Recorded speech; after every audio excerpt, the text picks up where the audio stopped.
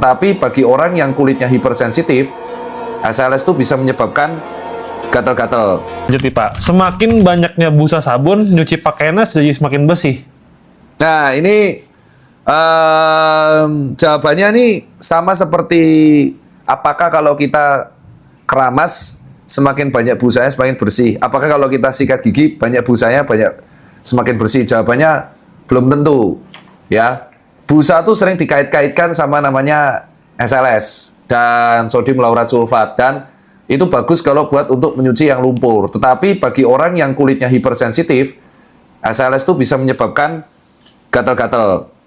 Nah, untuk yang sabun-sabun tertentu yang tidak mengandung SLS, itu dia justru busanya sedikit.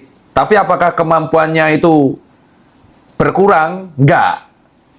Tapi dia akan membuat reaksi tangan kita tuh nggak begitu gatal-gatal. Kan ada tuh ibu-ibu atau bapak-bapak yang nyuci bajunya, terus tangannya gatal-gatal kan. Nah, itu biasanya hipersensitif dan nggak cocok sama SLS. Nah, itu harus pakai yang non-SLS dan nggak ada paraben. Nah, itu contohnya salah satunya deterjen sayang hijab.